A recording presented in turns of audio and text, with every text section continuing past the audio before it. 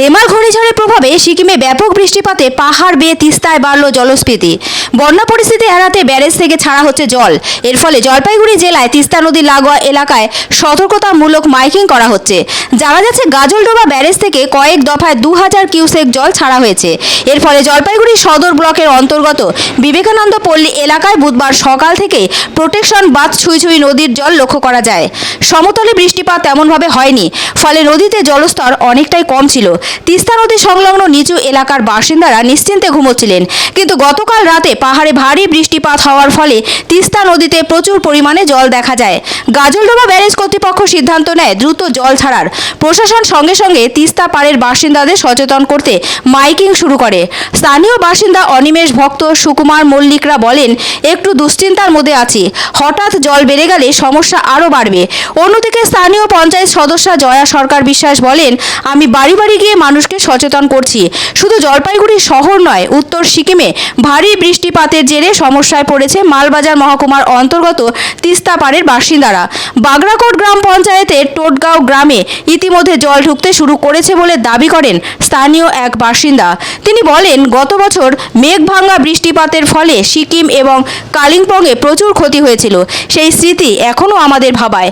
অন্যদিকে জলপাইগুড়ি জেলায় অবস্থিত সেচ দপ্তরের আধিকারিক কৃষ্ণেন্দু ভৌমিক বলেন, পাহাড়ে ব্যাপক বৃষ্টিপাতের ফলে তিস্তায় জল বৃদ্ধি পেয়েছে। নিচু এলাকার বাসিন্দাদের সতর্ক করা হয়েছে, তবে বাকি এলাকায় ভয়ের কোনো সম্ভাবনা নেই। তাই হঠাৎ করে সকাল থেকে জল বাইরে গেল, কি কারণে বাড়লো? ওইদিকে বোধহয় বৃষ্টি হয়েছে পাহাড়ে। এরকম হুটহাট করে তো কোনোদিন বাড়ে না, না হুট করে বাইরে গেল, কারণটাকে। হ্যাঁ, রেড অ্যালার্ট জারি হয়েছে, পঞ্চায়েত প্রধান আসছিল, ওনারা আইসে বলে গেল, সতর্কতা করে গেল। ভরা তিস্তা তো শুকনো তিস্তা ছিল, এখন ভরে গেছে পুরা, একদম ভয়াবহ অবস্থা।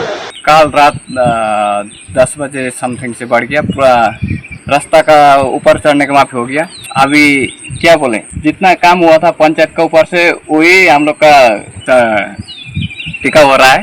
हम लोग को और क्या करना है समझ नहीं आ रहा है।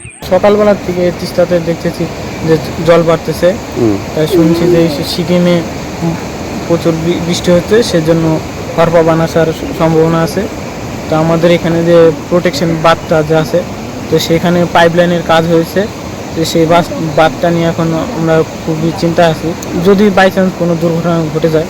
জল অনেকটাই বাড়তি, তো যেহেতু পাহাড়ে বৃষ্টি হচ্ছে যার জন্য জলটা বেড়েছে, আমরা একটু আশঙ্কায় আছি।